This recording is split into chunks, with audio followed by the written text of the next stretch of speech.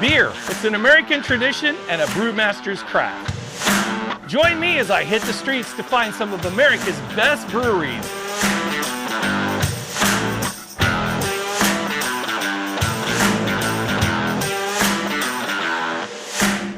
Brew Hops TV. On this episode, we're heading to Sanford, Florida. Meet an award-winning home brewer and then check out Little Wekiva Brewery here in Longwood, Florida.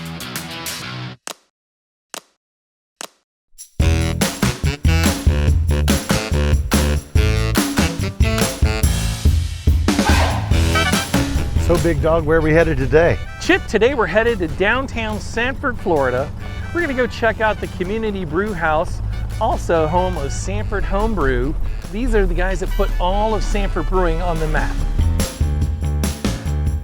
So this entire area is filled with microbrewery, and these two guys are the ones that started the whole thing? Sanford has really kicked off the home brewing process, and then all these little microbreweries. So you've got so much going on right now. Excellent. So this is the ground zero of the microbrewery. Pretty much the godfather of microbrewing here in Sanford, Florida.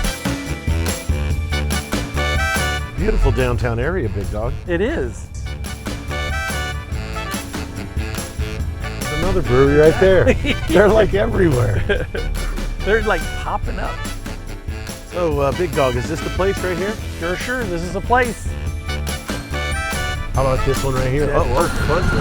Front row.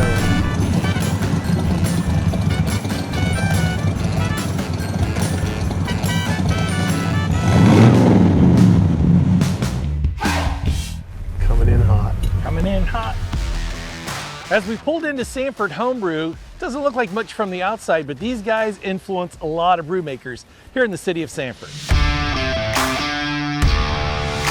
Aaron, how you doing? Doing great. Welcome. Good to see you.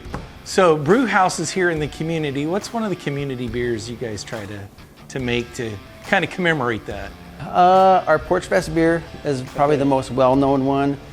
We started brewing here in January a couple years ago when we do an event here in town called Porch Fest, where everybody gets lawn chairs and they go to people's porches and drink beer and listen to music. Porch Fest is kind of everywhere all over downtown Sanford. Yep, yeah. So we did a German-style fest beer for Porch Fest, so we just call it Porch Fest beer, and it was super popular. And it's just nice because it's got a good balance of like malt and hops, and it's a little bit stronger than most beers, and so people really like it. Yeah. I think we need to check that out right now. Let's do that as our starting off beer.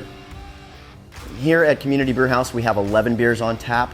And the beers that we have found over the years that we need to have on draft all the time are our Squirrel Chaser, our beer flavored beer, that's our light lager.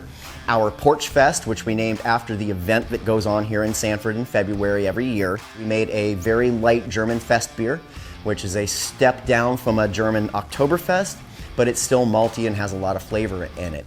We do a simple sour that's on tap all the time that we can flavor with different flavorings like the Germans do with several of their different styles of beer like Berliner Weiss. So in our bottle collection, our bottles and can collection, we try to have an eclectic collection from around the world of beers that we really liked and that you can't find everywhere else. We also do coffee.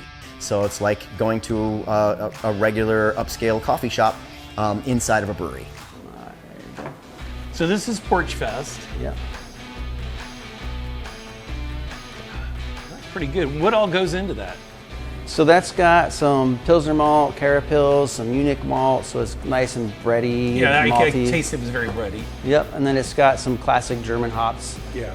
Just some nice herbal, spicy kind of hops in the Now, finish. are there any, I know you guys help out a lot of the other bars. Do you guys share your beers with other bars in town, or is everything exclusively sold here? Everything that we brew here, we sell here, just because of the license that we have. Okay. But we collaborate with a lot of other breweries here in town, and we work together on a lot of stuff. We help a lot of people with recipes. So there might be another Porch Fest at another venue, is what you're saying? Sometimes, yeah. Sometimes kind of everybody does their own version of Okay. Porch Fest beer.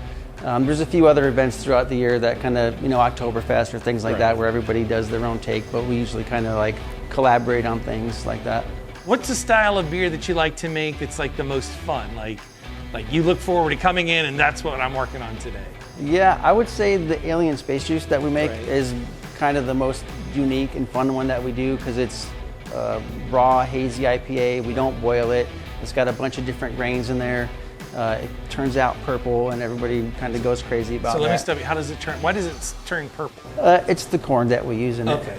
Yeah, so we use some Native American corn in there. Like a blue corn? Yep. Okay. Exactly. Very cool. Which adds like a nice sweetness and kind of complexity to it. So I'm a new home brewer. I'm not saying you specifically, but I'm a Yeah, new home yeah. brewer. What's the basic you start everybody off with and kind of get them on their way to doing it? So most people, well, we do a class. So Right. in the class, we kind of go through using like the very basic kits that we have, you know, extract brewing, that kind of stuff. And then we have ingredients that, you know, you could just come in, grab a box that has everything that you need. But then we have a whole room full of malts and hops and yeast. And so sometimes people will get recipes online or out of a book or something. They can come in, we help them find everything. So with our supplies here at Sanford Homebrew Shop, we offer that to everybody, whether that be the layperson coming in that has a Mr. Beer kit at home or somebody that has no idea what they want, all the way up to the professional breweries that exist in the town and the surrounding areas. So we sell that, we sell our surplus supplies, our bulk stuff, to a lot of the breweries that get shorted on their shipments and they can't wait to make a beer because time is money. But we also cater to everything in between. We cater to the person that's never made beer before and the person that's made, you know, a dozen batches to a person that's made thousands of batches. And you really get like three different types of people that want to learn how to brew. You get the people that are more into the equipment and they just want to build out like the coolest brewery in town, and then you get people that are more like the chefs and they're the culinary minded, so they want to make beers that have 50 ingredients in them. And do pairings, probably pair. Yeah, do pairings and stuff like that. And then you get the more like the microbiologists that come in and they really are fascinated by the yeast and the bacteria and the fermentation process, and they're always wanting to like collect wild yeast from their backyard or something. Is your yeast proprietary?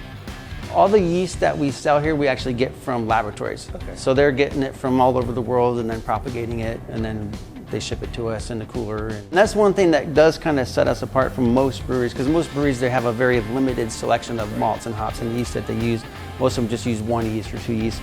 But you guys are a general store basically for brew Right, makers. because we have all the home brewers Yeah. that if they're making a German beer, they want all German stuff. They're making a British beer the next week, they want all British stuff. And so we supply over 100 malts, 100 hops, 100 yeast. Because we're also kind of like the convenience store for a lot of the other breweries where, you know, oh, we ripped open a bag of grain with the forklift today. Do you have a bag of this? And we ran out of something a couple of days ago and we borrowed it from another brewery in town. They sent it over with a case of beer. And, you know, so it's a very like friendly community, but we also kind of work together. So, Aaron, tell me what other beers you have, and I'm going to need another sample. All right. Let's see. We do every year for Christmas, we do a St. Nicholas and a Krampus, which kind of started with the German restaurant around the corner. And they do a big event every year, the Krampus Nacht. And so we brew beers for that. So I've got some of the St. Nicholas here. And those are both Belgian strong ales. So this is kind of the golden strong is the St. Nick, and then the dark strong is the Krampus. It's a wheat beer? It does have some wheat in it, yeah. That's actually really good. I like that. And you only make that at Christmas time? Yep. Or is it Christmas time year round here at the... No, that's a Community once a Brew year, House? but people kind of look forward to it and they come back, and we get some homebrewers that make it at home because they don't want to wait a year. So Aaron, I know you're not here by yourself. Tell me a little bit about Gary. So he's my business partner. We've done this since the day that we opened. We kind of started brewing at home, and it just kind of grew from there. Now we're up to 30-something breweries that we've helped open, and we've done a lot of judging together and consulting and that kind of stuff. It's way too much work to do by yourself. Everybody thinks the brewing industry is glamorous, and everybody thinks it's funny. You sit around and you drink beer all day, and they think it's just like brewing in your garage. But really, like, you're dealing with chemicals, you're dealing with a lot of heavy things, the equipment. That can be pretty dangerous. So we do keep it very professional, in the brew house. So out of all the beers you make, which one is your favorite? Give me your top three. Man. All right. I like the Alien Space Juice just because it's like got a really nice, complex grain flavor to it. There's no bitterness, but it's really hoppy, like all that nice, bright, citrusy, fruity flavors from the hops. So I really like that one. We do a a strawberry milkshake IPA, which we started doing. My son is the manager at the ice cream shop down the street. Okay. And so we did it for their Christmas party. They wanted, wow. they wanted a strawberry milkshake beer, and I was like, all right, challenge accepted, let's do it. Right. And that's surprisingly good and easy to drink. Right. And we do a Death Star Disco, which is like a big, huge imperial stout that we age it for a year. Oh, wow. And that one's, it's a lot of work, but it's Right. really good. So you store it here when you're aging it? Or? Yep. Okay. Yeah, so we age it with wood for a while, and then we keg it, and we let the keg sit for 6 or 8 months until it's usually January, New Year's. So Aaron, tell me a little bit about the process. What happens when you first get in here and you're getting ready to do a brewing? Yeah, so we start heating up water. We kind of adjust the water, adding salts to it to make the right water for the type of beer that we're doing, adjusting alkalinity and other minerals. Okay. And then, getting the hops out. We weigh out all the grains, crush them so they're ready to go. We mix the grains into the hot water, which activates the enzymes in the malt, and it'll start to break the starches down into sugars. And then we strain the grains back out of that, and they go to the farmer. And then we basically bring that wort to a boil, add our hops into it. So now we have a whole bunch of nice sugar water that once we boil it for an hour, kind of break some of the proteins out, get the bitterness out of our hops. We'll chill it down, usually add some more hops to it so that we're not getting bitterness, but we keep all that nice aroma and all that citrusy, floral character to it. And then we transfer it over to the fermenter, put some yeast in there, let the yeast kind of chew on all those sugars for usually about a week and a half. And then during that time, we'll kind of cap it off and let it kind of build up some of that carbonation naturally. It's not a quick process. No, it's not a quick process, no. And then we cool it down, carbonate it, put it in the keg. So like the beer that we're making today, it'll be about 2 weeks before it's really ready to put on tap and serve. So it all ends up like this, right? Yeah, all that hard work, and then somebody comes and drinks it all. All right, well, I got to take off. Thank All you, right. sir, for having me. I'm going to find Chip. He's going to pay the bill. But All right. everybody, you want to come down here to Community Brew House in Sanford. They've got a lot of great stuff. You're going to want to check it out. It's right here, Brew Hops TV. So the cool thing about Sanford Brew House is they have classes where you can learn to make your own beer, cheese. So we hold a multitude of classes here at Sanford Homebrew Shop and Community Brew House, and they range from the beginners Homebrew 101 class, and that meets every first Sunday of every month at 2 p.m. right here in our shop. You sign up online at sanfordhomebrewshop.com, click on classes, and you can sign up right there for any available class. After visiting Sanford Homebrew and with the help of Gary and Aaron, I think I can even do my own home brewing. Brew Hops TV.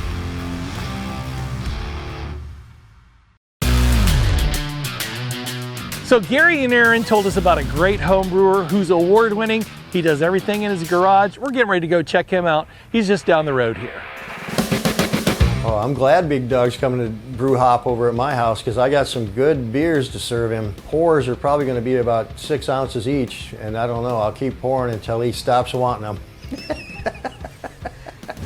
Hey John, how you doing? Great, Big Dog, good to see you. Good to see you. I was just finishing up on my cooling of my wort so I can get it into my carboy and pitch some yeast into it. My name is John Sather. I'm a home brewer. I've been brewing around 22 years and really enjoy it. So what are you making today? This is a English brown. So John, I know you won a bunch of awards. Yes. What recipe is this we're doing? I know you've got several, up to like, what did you tell me, 20 different recipes? Yes, and this one is just one that I wanted to do for the club competition, so Okay. I did this one. And I don't usually do a darker beer. I like a more of a pale ale or, Right. American pale ale or something, Belgium.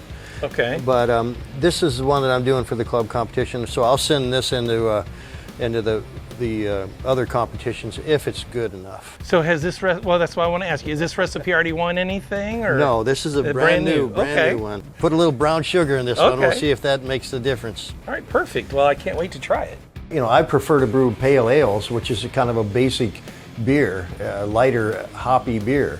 And that's what I shoot for most of the time. But on occasion, I'll do a blonde or I'll do a fantasy beer with weirdo ingredients that you have to try to create something out of a list that you get. So it does take you about 6 to 8 hours to make this, correct? Yes, to pull this out, to do the soaking, the cracking, the boiling, Right. and now the cooling, Yeah. it's about 6 hours. Okay, Yeah, okay. and cleaning up too. Right. So what are you making, about 5 gallons there?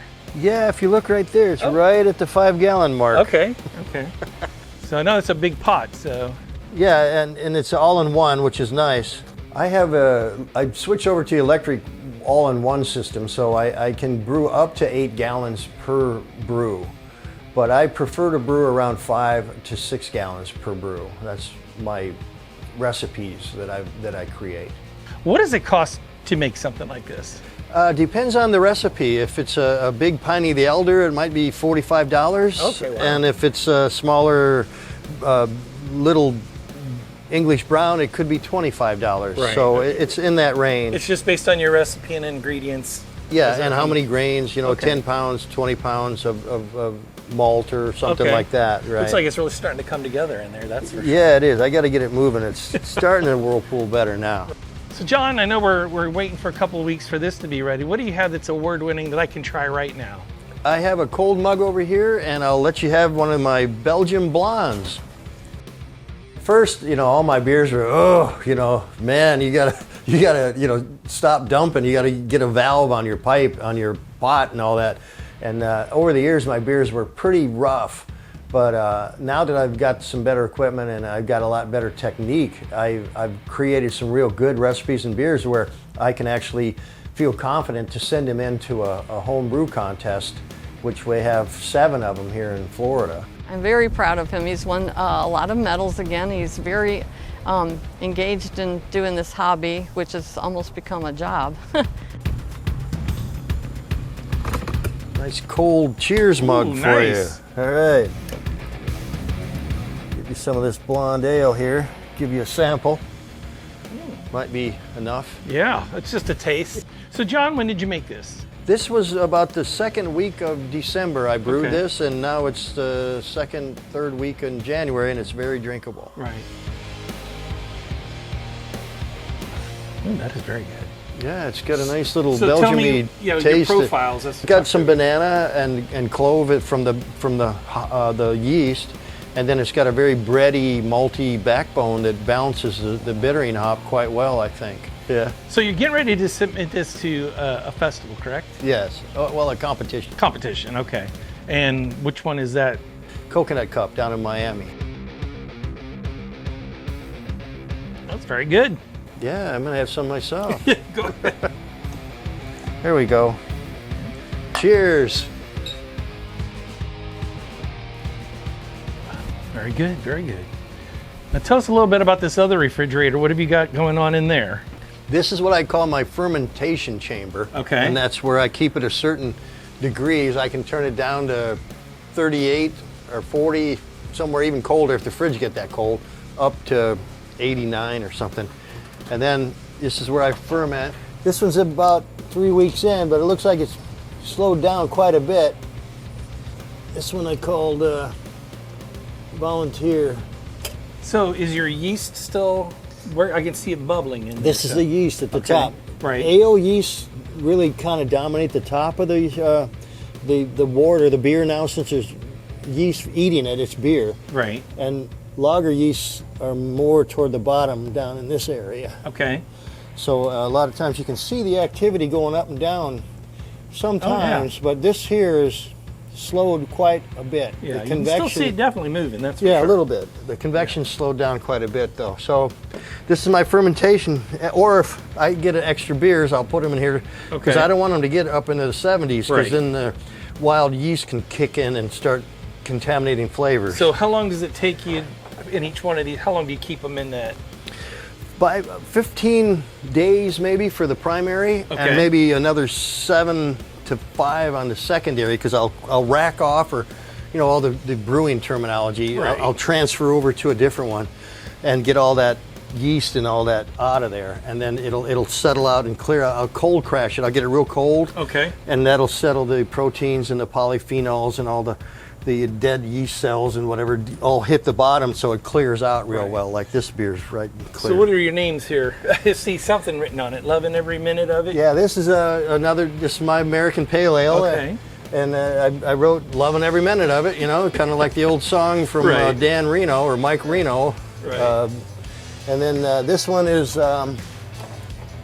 American volunteer, because we were just volunteering to help, my wife and I. Okay, very good. And these in here, I'll tell you, since you want to know the name. I mean, that's one of the fun things about homebrewing. Right. You can name your beers, you know. Yeah. And you Call know, it whatever you want. and yeah, and we're like mad scientists of Yeah. beer brewing. I mean, we Yeah. can do whatever we want. We aren't labeled to a production line at a professional Right, brewery, right, so we right. can do a lot of stuff that way. This one I named Changing the Board, because we had some voting for the last homebrew club and boards changed. And this one is We All Talk to Cats. If you Okay. can get in there and see that one. And what are you going to use the We All Talk to Cats for? That's the beer you have now. Oh. That's the Belgian blonde, really. And then Okay. some of my other favorites are in here too. Yeah, see that. Got a good collection. There you go. Thanks a lot, John, for having me in the garage. You are a true brewmeister. I've got a brew hop I got to go do, so I'll see you later. Thank you. Bye. Brew Hops TV.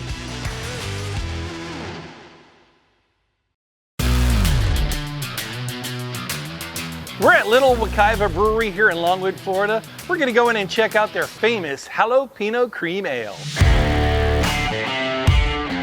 We got started as a result of a couple of Christmas presents that we gave each other. It just so happened because we both like beer, and we gave ourselves or each other a a beer package, if you will, on Christmas. And from there, we decided, we think we can do this better. And Came with the envelope, and there was a place we hadn't heard of before. It was called Sanford Homebrew Shop in Sanford, and we went down there and met the owners, Gary and Aaron, and they did a two-part class. The first part was you would go and brew, and they would show you and teach you about all the processes involved with brewing, and then they'd let it ferment for a couple weeks, and then you'd go back and then taste this amazing concoction that you had come up with no coaching whatsoever. So the journey to become professional brewers, took a little while. There was after the homebrew course, we kind of dabbled a little bit, maybe took a break for a bit of time. We did that for years and just would have more parties, and they always say that everyone's a great brewer when you're giving away beer for free, but we really thought, man, we've got some interesting beers we thought we could really kind of share with the masses. And so one day we were in a car during COVID of all times, and Dad just out of nowhere just said, hey, you want to start a brewery? And I said, let's do it. Hey, Big Dog, how are you? Good, Chris, how are you, man? Good to see you. Good to see you as well. So We we're got some here. beers here for you. Let's start with the Poblano. Yeah, so this one is one that we made just for a festival, Smash Festival that is held here locally. It's got Poblano Serrano peppers in it, but that's what you're getting when you put it to your nose. There's gonna be a whole nother vibe going on when you drink it. So you're gonna get some of that vanilla and that cinnamon, the toffee, and the cocoa. That's very nice. So yeah. Yeah, it's not hot at all like you would think. No, like you expected Yeah. you're gonna get this heater, and you're not. You're getting something very kind of sweet. That's very smooth too. Yeah, That's yeah. good. Yeah, it's got almost like a creaminess, like a stout almost Yeah. going, but it's like blonde. So yeah. Yeah, that's perfect.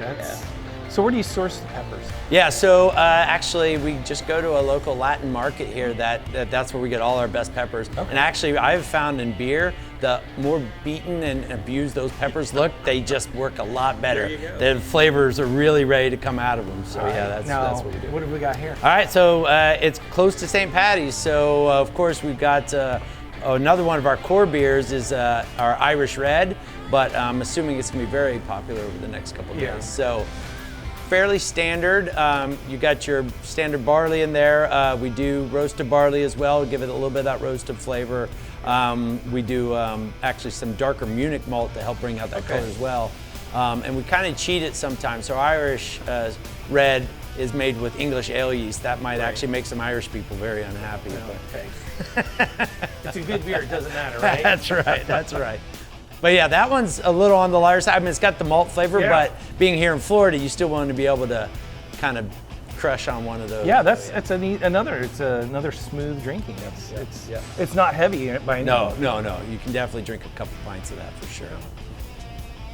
All right. And then while we're going, we're going to just keep going through Ireland there. So we did our fairly basic Irish dry stout. Now this guy, unlike the big brother over across the pond, is just CO2 carbonated, so we're not using nitro on this guy. But still, you're getting a lot of those really roasty notes going on. But it is dry. It's not heavy at all, not like a milk stout or an American stout. So since you've been to Ireland, you pretty much know. Yeah. You know your way around it. I feel like we do. So, and that's just a classic. Whether it's warm or cold, that's a good drinking beer as well. Yeah. And it tastes legit. Like we've both been to Ireland, Right. so Yeah. Again, not trying to pretend to be those guys, but it's its own way of it being a solid beer. Again, smoother than. And being on CO2, that's you get that roasted barley and that flake barley in there, and that really helps you create that kind of Really nice, creamy. This is a good St. Patrick's Day drink for sure. Yeah, sponge. But all time. Yeah. Yeah, I really like that. That's, again, 3 smooth ones so far. So now, let's talk about this one. Yeah, so this is ironically our flagship beer, and not really ironically, it's a beer that we put a lot of love and passion into, but we were kind of surprised that it became so popular. Just the patrons seem to be all for it. It's basically got a permanent residence on tap number 7 now. So this is our jalapeno cream ale. And this was by accident that you kind of discovered it, right? So, I mean, I'd had a cream ale with jalapenos before, and we kind of mastered it over time and tweaked it and wanted to get a certain flavor. But what was the accident was how popular it was going to be. I had no idea. It was more of a tap filler originally, but now this one you're gonna get that pepper that you didn't get on the first one. Definitely. So you get some of that pepper tickle on the back of the throat. But again, on the drier side, it's your basic American cream ale base. Yeah, it's smooth. The peppery is definitely there. Over this one for sure, which I thought this one was going to be a little bit peppier one. Yeah. Peppery one. Yeah. Sorry. No. I had too many already. We're just getting started. But yeah, that one's a lot of fun, and like I said, it's very popular and it's light enough. You know, the body is there, but it's light enough that you can drink several of them if that's you do taste the jalapeno. I mean, It's not I know going it's away. jalapeno. I know it's jalapeno. That's what's, so which is your dad's favorite? You know, I think Dad of these would be the Irish Red. I think Dad would go to the Irish Red more than not. I think he enjoys them all as well. He likes the stout, and he was really excited about what we did there for the Poblano beer and the sweetness. And what award did you win? So Smash Festival is put on by a local brewery. Hourglass does a festival every year. So we were fortunate enough to get some appreciation for that beer. So how long does it take to put one of these together? on average, these are all ales, so they're all pretty much ready to drink within about 2 weeks. Sometimes as little as 10 days. Both the jalapeno and the Serrano one, the Poblano, are made with Kveik yeast, which is the Norwegian farmhouse yeast. So those guys are actually done fermenting in a couple of days. You just give them a little time to condition and let the peppers do its thing. Those can be done 10 days. And our lagers usually take more of the 3 to 4 weeks. All those were really good. I really, from side to side, it was different landscapes of flavors, everything. It was really good. To brew it once is one thing, okay? But to be consistent, that's hard to make something consistently the same way. And we found the secret, really, because I like to say it this way: to be consistent, you have to remember what you forgot last time. Like I said, the 2 pepper ones, this was the one I was really expecting to have that hardcore pepper taste, but your jalapeno is I definitely taste the jalapeno in that. And it's I don't even know how to describe it. It's just in there. I'll tell you, that's really good. I'm telling you guys out there that you want to come and try this. Well, thank you, Chris, man. I appreciate it. I really appreciate it. Thanks a lot for joining us. We're here in Longwood, Florida. If you're looking for a great little hideaway spot, it's the Little Wekiva Brewery.